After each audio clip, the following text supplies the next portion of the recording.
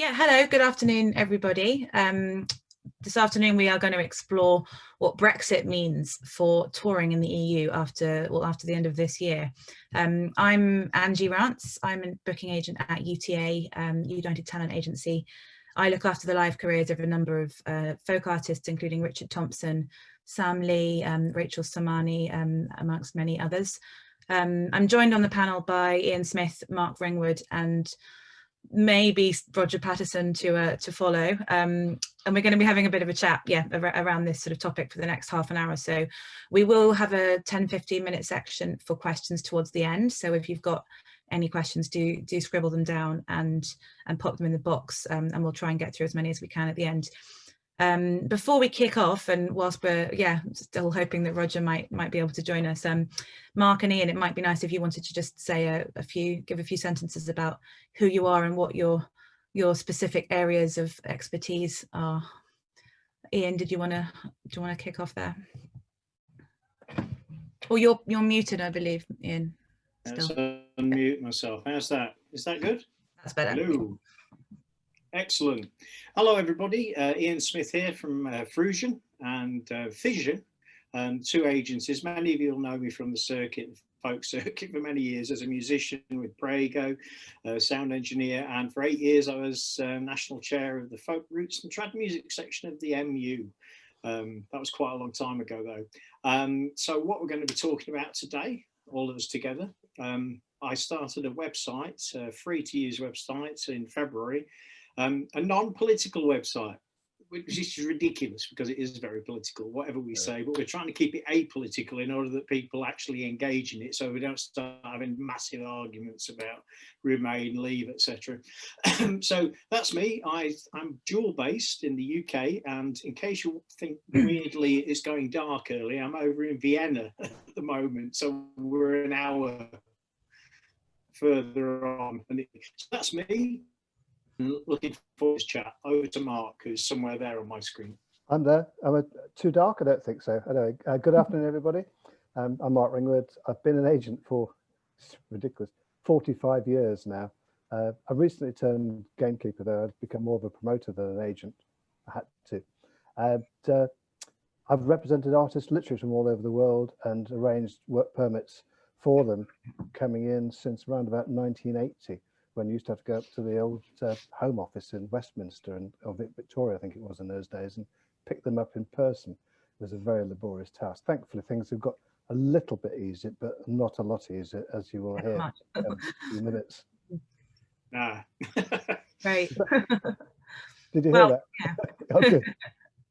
Thanks very much to both of you. I mean, needless to say, both of you have got a lot of experience across the board and across many different territories in various different areas of touring. So yeah, it's great to have you on the panel and to provide some good insight for us. So I thought it might be good just to start things off by giving a sort of brief overview of the very top level process that goes into planning and delivering a tour, an overseas tour as it stands, from a booking agent's point of view anyway. Perhaps I'm forgetting about all the tour managers, but I mean, the starting point for me would always be finding which promoters you're going to be working with in whichever territories, be that a local tour promoter, a festival, or a venue directly, whoever is acting in that capacity. The routing part of it, obviously quite a large part of it, and can be quite the jigsaw puzzle, can take quite a lot of time. Obviously that's making sure all the dates are in line with the artist's touring preferences, how many they can play back to back, bearing in mind all kind of local considerations, which days of the week are going to be best for touring and that sort of stuff, and all the while just bearing in mind that every free day, although that gives the artist rest, will incur a great number of extra costs because the band and the crew and everyone are still going to need paying and feeding and watering on those days. But once that's all in place comes the real kind of nitty-gritty of negotiating the artist's fees and the overall deal. And this is probably the first point at which I think things may start to change, or are already starting to change a little bit more with Brexit on its way, or the implications of Brexit well on its way, I should say. So on top of the fee, of course, I mean, my job is very much to make sure the artist has always got the most favourable fee and deal overall.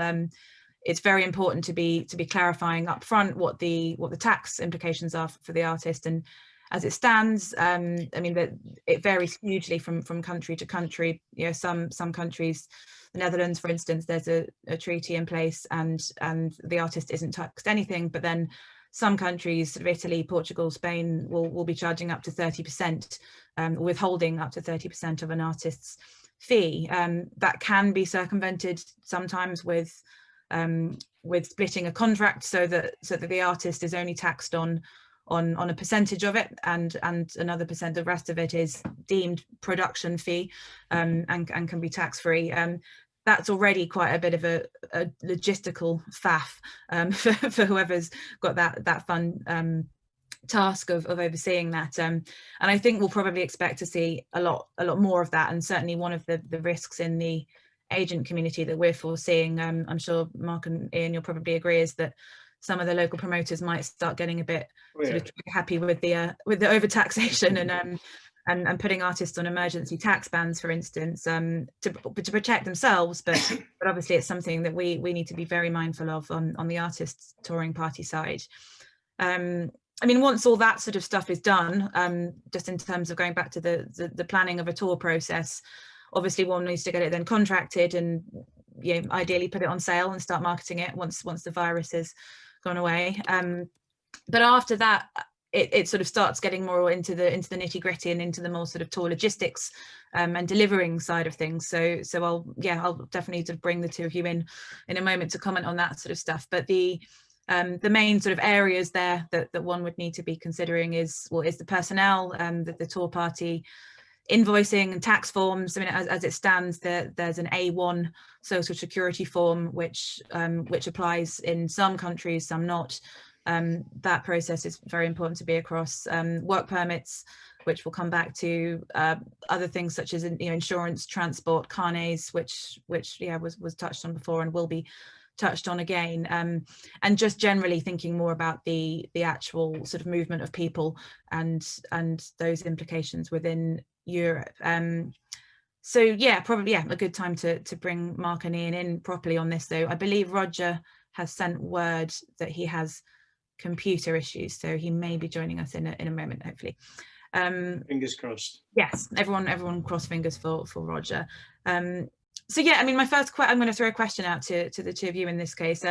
Obviously a big important thing at the moment to remember is that nobody really quite knows what will be happening come the 2nd of January, apart from the fact that there still won't be any shows because of COVID. But yeah, so nothing is really set in stone yet with what will be the post-Brexit touring scene.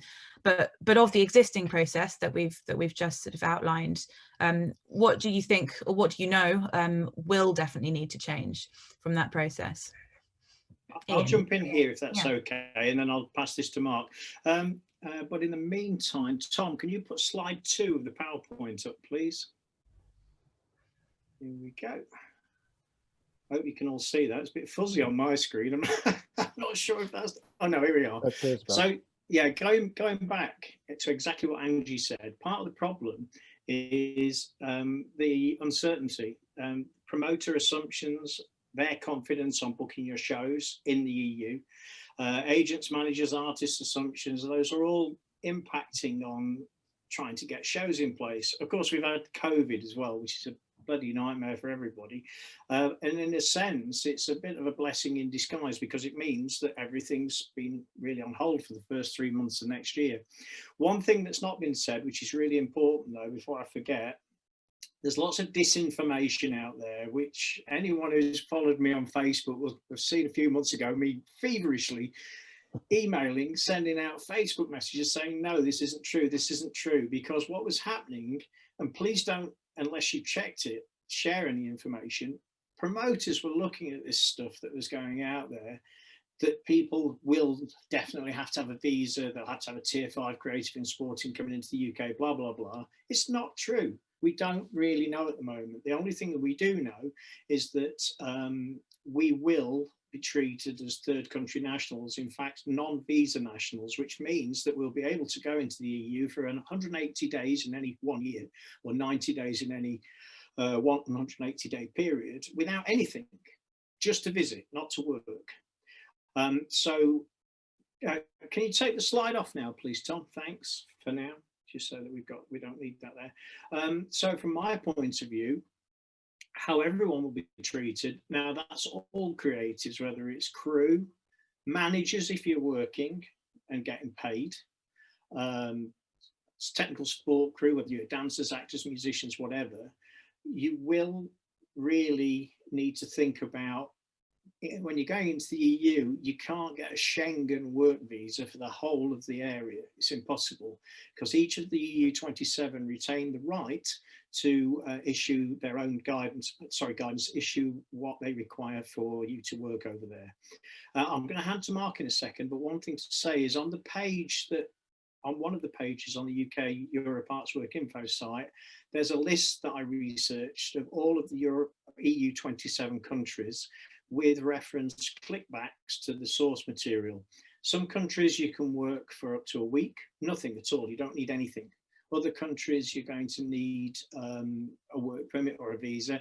Some are much stricter than others. And I'm not even started talking about carnets yet, which we'll do later. I'm still hoping Roger's going to arrive. I can talk about it, but anyway. So that's in terms of what's going to happen come January the 1st next year. And I've just actually uploaded a couple of new videos to the video playlist, which most of you will have links on, which are short bite-sized chunks about what really happens at the border in both directions.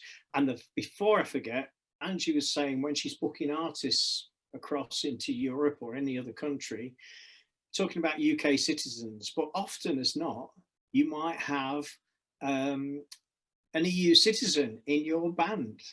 So in terms of how that works, it's going to be different.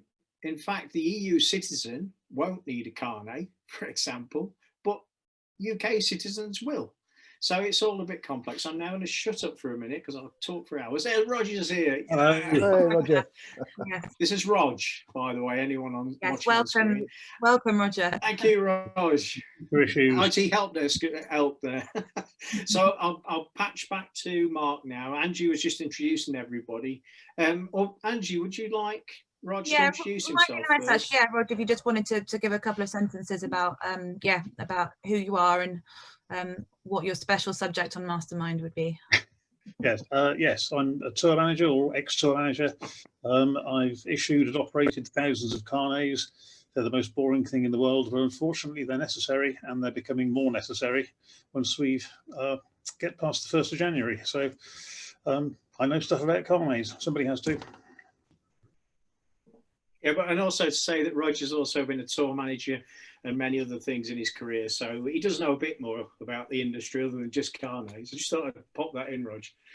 Anyway, sorry, I'll shut up. So Roger, we were just sort of kicking things off really, but just talking about what we know is definitely going to change after January the 1st. Obviously, bearing in mind there's a lot of uncertainty, and as Ian rightly points out, a lot of disinformation as well that can be particularly misleading when people are panicking. So yeah, we were just discussing some of those various things.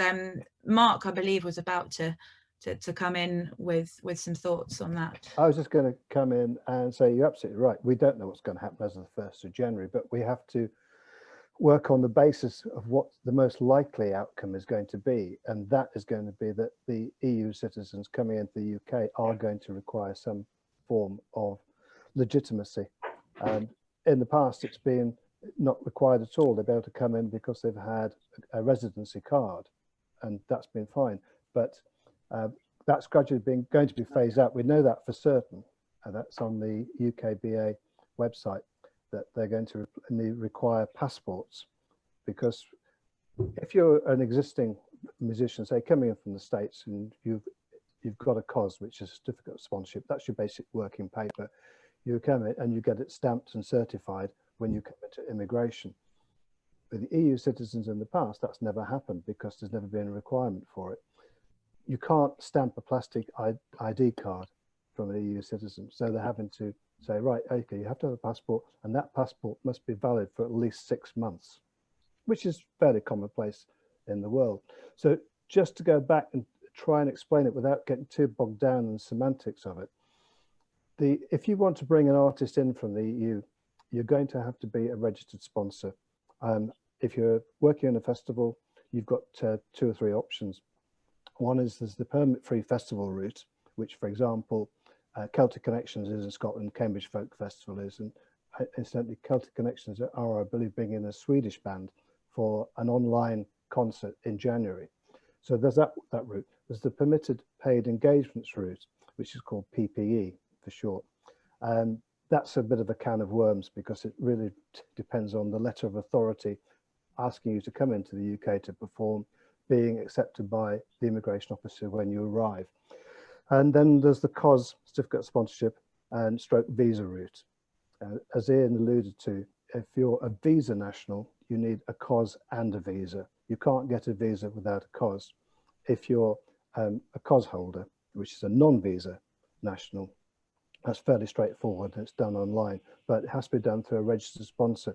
And the sponsors are registered, I think, for 4 years, because mine's coming up next April. And it costs a few £100 to be registered. You're subject to stringent checks. They need to know all sorts of bits and pieces about where the artists are performing, what they're being paid, where they're staying, when they're entering, when they're leaving. The leaving issue has always been difficult because there's no way of actually proving that the artist has actually left the UK. That was done away in the Blair government when you were stamped out. So sometimes if you get checked by UKBA, they say, oh, can you tell that the artist has left? And you actually can't, because you've got no way of proving, and it can be very, very difficult indeed. So, you know, your stringent records have to be kept. The one thing I would say is that if anyone is bringing an artist in, whether it's for a festival or whatever it happens to be, don't let them go through the electronic gates, the e-gates, where you just literally put your passport flat down. If that happens, it doesn't validate the COS that they've been issued, and therefore they're deemed to be working illegally, which means they can actually be picked up and arrested and deported. Very, very important point there. They need to find an immigration officer and say, look, I have got this work paper, this COS or this visa or both, and present it and get certified there. Yeah, very important point. And I think that also highlights the importance more so than ever of a good tour manager and sort of good personnel in the tour party, or making sure whoever is responsible for making sure that artist is playing by those rules. Speaking as someone who's had a number of artists forget or their tour managers lost the piece of paper with the sponsorship number on it, and they've walked through immigration saying, oh, I'm just here on holiday, and then gone on to play the London Palladium, and we've all been sort of gritting our teeth and making sure that everybody who's actually working, yes, exactly, has been covered. Everybody in the tour party, and it's quite an arduous process. And I mean, obviously, I think we've veered slightly towards the bringing artists and talent into the UK from the EU territory, which is just as much as part of the conversation, probably for most people who were tuned in. Just veering back slightly again then to the UK artists touring in the EU. I'm back, by the way. Yes, we saw you go for a walk there, Ian. Good to know. Internet connection, sorry. Welcome to Whitby. Yeah, I'm keen to sort of talk about a couple of the perceived risks and areas of uncertainty, and perhaps once again going back to that question of sort of disinformation and scaremongering to a degree. You know, which of these do we think we actually need to worry about, and which of these do we think are going to be easy enough to work around? I mean, some of those that I would identify are the additional costs that come with carnets and things, which now we've got Roger is probably going to be one I'll throw to you. Issues like border queues, which I guess for most sort of small touring parties are not necessarily going to be such an issue, but if you've got freight, if you're touring an orchestra and you've got a whole lorry full of instruments, and if you've got a tour truck or a nightliner or anything, are you going to be really facing hours of queuing at ports, or is that just worst case scenario? And issues like selling your own merchandise and importing and exporting merchandise. these seem to be some of the, you know, the most talked about issues for practical things. Yeah, just wondering if you wanted to comment or add your thoughts on any more of those sort of perceived risks. Perhaps, Rog, you want to kick us off around the carnet? Yes, in terms of moving equipment and instruments around, obviously things are going to change because now that we're not in the EU, the EU is a separate customs regime to the UK, which means that you need to declare goods in and out. For temporary movement, you use an ATA carnet. They've hitherto been used by UK artists going to Switzerland, Norway, the United States, a variety of other territories. We now need to use them for the EU. It's a paper document. It's presented to customs when you leave the UK and when you enter any other territory. In this instance, it's the EU. Several things to point out. The EU will still be a single territory as far as carnet documents concerned. If you're doing a European tour as a UK band, you'll stamp your carnet out of the UK, stamp it into, for example, France at Calais. You can then tour the EU, no further paperwork required between the EU countries. When you leave the EU to come back to the UK, that could be, say, from Stockholm or wherever, you stamp the carnet out of the EU and then back into the UK. It's possible that there will be an exemption for personal musical instruments, and this will specifically affect the folk scene in terms of people who are travelling with a single acoustic instrument. Switzerland have such an exemption that it was introduced specifically for orchestral musicians to allow them to travel with their instruments. In a sane world, the EU will adopt that same policy, and so will the UK, so that folk artists can simply travel with their instrument, not have to declare it. Frankly, I doubt that'll happen. I believe it'll be the case that if you're traveling with professional equipment, whether or not you're getting paid, if it's something from which you do receive income as your profession, for example, an expensive guitar, you will have to have a carnet to travel to the EU with that guitar. We don't know yet. There's a Chamber of Commerce webinar next Tuesday that I'm attending. I'm hoping to get some information by then, if there's any information to be got. That'll be published on my website, which is tourbloke.com, and it'll be published on the EU Artswork website as well by Ian, I'm sure. Yeah, for sure. I'll definitely do that. Just going back to what Roger was saying, I mean, I've had a lot of conversations recently with people in other sectors of the industry. I was talking to a guy who's very, very happy to help, who's one of the main guys that works with orchestras. And we were talking about custom and practice. So, and I've just published today on the video primer, what really happens at the border and what's likely to happen. The deal is, exactly as Roger's just said, there was no risk before because no one was ever going to be stopped going through customs if you're an EU citizen. Very unlikely anyway. And if you were, you can carry what you like backwards and forwards. So the custom and practice at the moment, as it has been for many years, is musicians traveling all over the planet, carrying their own instruments with them and just wave through. However, that's not the legal requirement. The legal requirement is to actually have a carnet. This has nothing to do with merchandise, etc., which you also mentioned, which maybe we ought to have a very quick chat about. The one thing to say, ironically, in all of this mess that we're in, is that EU citizens are going to find it easier to come into the UK to play and perform than we are to go into the EU, because each of the EU 27, as I said, has different regulations in terms of work, but it's which country you actually fly into or enter. That's going to be the key, and how hard or how strictly those people are going to be on the borders to ask you what you're doing. There's something else I'll say very quickly.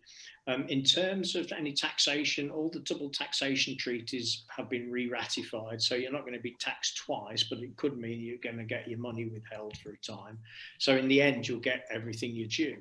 But it's going to be down to local promoters and maybe local agencies. If you have an agent in Italy, Spain, Austria, whatever, they'll deal with that aspect of it, and they'll probably be paid and then be responsible for paying the artists. So it will maybe take a little bit of the sting out of that. However, with a lot of the folk industry, of course, being self-contained, I mean, not always going through agents like Angie, myself, Rod, not Rod, sorry, not an agent, Mark, then when you're doing that yourselves, you're going to end up having to do a little bit more research when you go across. what else was I going to say? The only other thing I'd say quickly, which we haven't mentioned yet, is that unintended consequences, one of which is something called CTAs, which may be, you don't know what the hell I'm talking about. However, for folk musicians in particular, CTAs is the International Treaty on Endangered Species and Endangered Woods. So before, you could carry a guitar, violin, cello, whatever, through customs and very, very unlikely to be stopped. However, if you're stopped now and your instrument contains one of those, like ivory or rosewood, although there's an exemption on that now, you will need your instrument certified. I don't mean it's gone insane, but I mean, it's going to require certification, so that you have a little certificate with you to show customs and say, no, my instrument is certified, it's okay. Otherwise, potentially, that instrument could be confiscated permanently. I kid you not, it's one of the unintended things that no one ever said. There's actually a very good page on the Musicians Union website about this. So just Google it. CITES is spelled CITES. So I just thought I'd throw that in. Does either of you guys want to talk about, I think you asked about merch, didn't you, Angie? Yeah, I mean, I think just identifying that as one of the things that it's going to be a common question. I mean, I think putting oneself in the shoes of, yeah, let's say I'm an independent musician in a band of 3 people, and we want to each take 2 guitars, a violin, and a cello, and you know, and we want to tour by road, and we want to take a box of records with us. I mean, what can and we can't do in that situation? That I think that's a few separate questions, but I think what's quite important to discuss here, because I'm aware that a number of the people who are watching are probably in that position of going, okay, well, where do I start? Yeah, and I think, yeah, going back to the merch question, as it stands, one can take a box of their own CDs or records and sell them, keep the cash, and not have to declare it anywhere. What do you foresee changing around that? And I pitched this to the 2 guys, but in a certain way, just to say something which, Rog, I'll ask you to say about carnets and how they cannot change in terms of what's on them. So you can't buy a carnet for a year and decide to take a different We've guitar. got just making as well. We've got several questions coming in on the around sort of specific carnet. Put glasses on again. we can probably. I mean, we are already running out of time, but we'll. Yeah, I know. So very quickly, I'm fielding those questions. We'll try and answer some of the, to everyone who sent in questions. We'll try and answer some of them together, because I think a lot of them are quite related. But yeah, on to Roger. Roger, carnets can't change. Can't change a carnet. You can't add equipment to a carnet. You can take equipment which is a subset of what you put on a carnet. You don't have to take everything, but once you've made your equipment list, you can't add to that during the lifetime of the carnet. If you get a new instrument, you need a new carnet. And the lifetime of a carnet is? It can be anything from 2 months up to 12 months. Okay. And you better tell about the cost differentials depending where you're going, Rog. Different countries have different security rates. You have to put up security against the value of the equipment.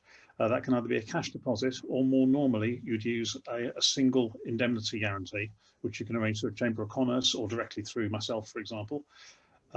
It's proportional to the value of the equipment. If you're taking £10,000 worth of equipment to, for example, Switzerland, then it's going to cost you 300 quid, 350 quid. If you're going to China, it's going to cost you £1,000, because they have a much higher security rate. Different countries have different rates. The rate for the EU is going to be a little higher than that for Switzerland, as far as we know, but even that's not fixed yet. That would be paid not to a European country or to a customs. I know the answer to this. That's paid to the local Chamber of Commerce in your own country, or to a carnet broker like Roger. Yeah. We arrange the issue of the document and the payment of the security guarantee or indemnity premium in your home country. Your home Chamber of Commerce is the guarantor. It's all paid up front. You don't make any payments of any kind to customs. Once you've made that initial payment for the document, that's it. You just use the carnet document as a passport for the goods. No further money changes hands. And for merch, it depends on the VAT and import duty rate of the particular country you're going into. It's a very different thing. Yeah, totally separate. Yeah. A carnet covers equipment. merchandise cannot go on a carnet because it's disposable. It's a consumable item. It's intended for sale. Yeah. If you're going to Switzerland at the moment, you're supposed to fill in a goods intended for sale declaration, whereby you pay the duty and the VAT on entry to Switzerland, and you prove to customs that you're taking some of the goods back out again, and you get the VAT and the duty back on your exit from Switzerland, which is fine if you've got a week to sit there at the border. In fact, Australians don't have the time to go through those declarations, and quite frankly, they'll just take a box of shirts in on the bus or have a few CDs in your briefcase. They don't do the thing that you're supposed to do. That's all well and good with the Swiss, who are used to it. You give the Swiss customs guy a t-shirt, everyone's happy. Well, that's not official advice. Yes, none of us quite yet. It does work. We're used to. It's not going to be so simple. When we're going to the EU now, we're going to be expected to make a declaration of goods intended for sale. How on earth you're supposed to do that is yet to be determined, given that the ports will be clogged with people trying to operate carnets, never mind to operate goods for sale declarations. It's not yet been stated how it's going to work in either direction between UK and EU. This is something I'm hoping to learn next week if the Chamber of Commerce have made something up yet, or customs have made something up. I doubt that they will have done. I think there's going to be a degree of chaos for the first few months. For anyone wondering about that, I mean, obviously you're in the website that the three of you have developed and upkeep. Obviously, that's a very helpful resource for anyone looking for general advice for touring in Europe. But I mean, aside from that, what would your recommended sort of first point of call be for an independent artist who is looking to go on tour in, well, hopefully as soon as April, May, if we can, and wants to do that? I mean, is the Musicians Union a good point of call? Are there any other particular tips that you would give to someone in that position? We should probably make this the last sort of discussion point before we move on to some of these questions as well. I'll just say this really quickly. There's so much jargon-laden websites out there that it's self-advertising, but we've self-funded this. We're not getting paid or anything for it. Just keep an eye on the website, because what we're trying to do is give really clear information rather than just pointing to the government websites. What would you think, Mark? I think you're absolutely right. Our website is unadulterated, very clear, very precise, and you've got a lead from the website to 3 individuals who can help you even further. Brilliant. Yeah, there's also the playlist of videos, which are little bite-sized chunks that I do every so often, just for each category of what we're talking about. And I'm told off by Roger or Mark occasionally if I've got it wrong, so I then have to do it again with the old iPhone. If someone's checking in, and the website for anyone who hasn't seen that, then that's in the chat somewhere, and it's also on the Folk Expo website. So if you can't find it, please do. It's totally non-commercial. It's nothing to do with making money for anybody or anything. We just want to get the information out there so we can keep people working together in both directions. That's really important. Yeah, which is very important now, and it's great that you're doing it. It really is. We should probably, we've got 11 minutes left now, and we have a number of questions that have come in. Go for it. Some have sort of come in from the chat, some have come in on the Q&A box. I'm going to try and work through the Q&A box as best we can. A few of them probably cross over with one another, so we may be able to sort of answer 2 or 3 with one here. I'm going to try and, to those people who've asked quite specific questions, I'm going to try and focus on the more general ones at first, because they may well answer some of the specific questions. So yeah, I mean, one from Andy Washington here. When do you think we may be able to understand what the work permit and visa situation will be? And if we can't get that sorted, no need for a carnet. Right, I'll just answer that quickly. At least a year, 18 months, really clarity. I mean, at the moment, the only clarity is that there is no clarity and that everyone will be treated as a third country national. So if you go onto the Working in the EU page on the website, you'll see it pretty clearly stated on there. I mean, we just don't know. Carnets are not related to work as such. Carnets are related to you importing temporarily any goods which you use in the course of your work. So you could carry something over, but it's still a work-related item, so it's still carnetable. You have to prove you're not going to sell it, basically. And so we don't know at the moment. Yeah. Okay, and thank you. Question from Terry O'Brien on behalf of Sherry Nehus.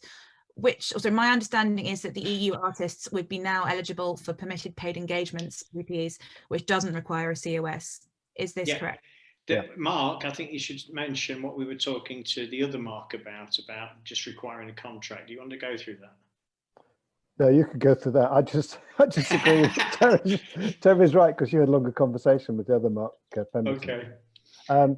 No, that's right, but we don't advise PPE no. because of the fact it's actually subject to the interpretation of an immigration officer, and actually agreeing the fact that you are there for a particular reason. We've had numerous cases since PPE was introduced several years ago, where artists have been turned away, but they've got a letter from the BBC. They've been performing for the BBC, and the immigration officers have not recognised that. And there is a real concern that because of the stepping up of the number of new immigration officers that are going to be required in the UK, that we're going to get an awful lot of inexperienced immigration officers who just simply don't know what the rules are. We went through this when we changed over to the certificates of sponsorship and visa system for about 3 years, when artists got held up at immigration. And the one thing I would say, that if you're an agent or a festival looking into this and bringing artists in from overseas, for goodness sake, make sure that they've got your phone number so you can be contacted, because the number of people who've been deported in the past is uncountable. I want to say something on that very quickly as well, just reflecting what I just said to Mark. In conversation with someone else, they said, well, all you need is to bring a contract at the point of entry and show it to the immigration officer. No. Yeah, right. It's custom and practice, but exactly what Mark just said about the inexperienced officers that are going to be in place. But what has sometimes been suggested is a PPE, but even though you don't need a COS, get a COS to go with it. Because you then have the sponsor being responsible in effect for the artist. Absolutely. So you've got a far better chance of getting the artist through. This is into the UK, obviously. We're not talking about into EU. But you've got a far better chance with a permitted paid engagement visa with a COS, even though they're not required, because PPE is not a points-based visa. Tier 5 and creative and sporting is, but this is talking about inwards into UK. Yeah, good point too. I'm going to try and combine two questions into one here, because they're both asking quite a similar thing. Katie Rose Bennett has asked about, given the difficulty of carrying instruments into the EU, might there be the possibility of hiring instruments? I like the idea of a focus pool of instruments. I like the sound of that pool. Obviously not one's own instrument, of course. And I'm also going to combine that with another question from Sherry, which is from an outdoor theatre arts webinar on Brexit and touring. A strong recommendation was to have sets, props, etc., built within the EU so that they wouldn't have to be declared on a carnet.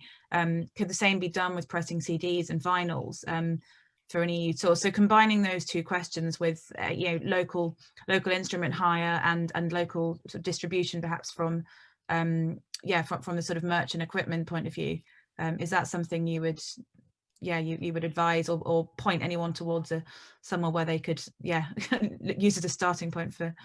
Yeah, it's certainly possible, because I did numerous tours of European tours with Alan Holdsworth, and his label was actually based in Paris. So we didn't take any merch out from the UK. We picked it all up in Paris and went all the way through with it. So exactly. Very straightforward. Yeah. I mean, if you want to and hiring instruments over here, well, very often we've had to, find double basses for touring bands, because if you're coming in from the States or Canada, it's phenomenal, and the risk of it being broken is so high. So there are plenty of places within easy reach of London which will hire instruments. There's an interesting point which affects Angie and anyone and me and anyone else booking their own gigs. Part of the discussion with the promoter is now going to be, can you provide instruments or potentially instruments, which is an extra cost, of course. So there's another way around it. Yes, you can hire backline instruments anywhere in Europe. It's relatively easy. Loads of places in both directions. In terms of the merch, if you're still making CDs, people still are, or vinyl, or even cassettes. I got a cassette a few weeks ago as a demo. I still have a cassette player. Then of course you can have it anywhere in the EU, and then you don't pay any import duty. So it's relatively easy. Yeah, and I think just a couple of tips. I mean, I would, as you say, Ian, the point is most that often one is asking for backline and instruments to be provided locally anyway. I suspect that will start happening a lot more now, knowing that there is that that option, but also the possibility of things like posters and anything that can be printed locally by local printers, rather than having to carry all of that. Of course, all of this is going to carry an extra cost, and one of the worries is that we'll start seeing that go up in the ticket prices, because someone has to absorb that somewhere, and then it's ultimately the fans that start picking that up. But and the fees will be squeezed, of course, and along with COVID. The way one can try and avoid the squeezing of fees is the ticket going up, but that's, I think, all part of the landscape yet to be fully defined. Yeah, a couple more sort of carnet related questions. I think I've just answered those, actually. Yeah, I'm not sure we do, actually. We've got 4 minutes. Okay, I think scroll down. Some of these other questions actually all look Mark, Roger, and Ian, can you see these questions? Yeah, I can on chat. Wonder whether it might be worth just taking a note of those, and we can get back to those people. Really. Oh, hang on. I've got a good one from Chris Wade. So which country will be the easiest to enter first? I know where that's coming from. Everyone's going to be thinking, well, Italy, Spain. If you check, I'm going to reflect back to the website. The Working in the EU website gives you lots of every one of the 27. In actual fact, Austria, where I'm sitting at the moment, get this is how crazy some of this is around all of Europe. You can come into Austria for up to 1 month without anything. Cool, except you can only play in one place. So that's really designed for theatres, etc., or a show that's going to be in one place. So, of course, where you drive to after that, I've got 4 minutes, I'll do this really quick. Where you drive to after that, each place, because it's Schengen, there are no borders, there's always the chance, if you're in a UK vehicle, number plates, that you could be checked on a border, or you might be checked by the police. As something Roger and I were talking about recently about, yeah, you managed to get through the border in Switzerland and you didn't declare things, and hey, great. Then you get stopped somewhere. What's all this then? So in terms of which is easier, just have a quick look on the website on the Working in the EU. Great. Thanks again, Ian. Yeah, so we're very nearly out of time. I'll quickly open up to the floor and any other closing comments. I mean, I think the overriding message here is that everything is still very uncertain, but you know, we're all committed to trying to help each other through this, and certainly the resource that you've worked hard on putting together sounds like it's a great help to people both sides of the channel wanting to continue touring and inviting artists over. So we'd very much encourage anyone to favorite that one in their bookmarks, and just keep hoping that we'll be allowed gigs back soon. I mean, at least the silver lining is come January the 2nd, we still won't have any gigs, so we won't have to worry about this. There's a good question from Simon Kerr. I'll answer very quickly. Simon says, when touring around different Schengen areas, countries, will we have to pay import duty on merchandise on everyone differently? Well, presumably the answer to that's going to be no, because there will be no borders. Exactly. So it'll be on point of entry. So the EU will have to do something about this and say, this is the set amount that we charge on import duty for the whole of the EU 27. I don't know how they'll do that, but anyway. Just to clarify why they haven't done that, yes, right. I would think the reason they haven't simply said, oh, well, it'll be these rates, is they're all different VAT regimes. Exactly. I'm sorry, I thought that was a good one. I think we're about to get tapped out. We are now. Tom's going to kick us out. Hi, everyone. Hi, just thank you so much.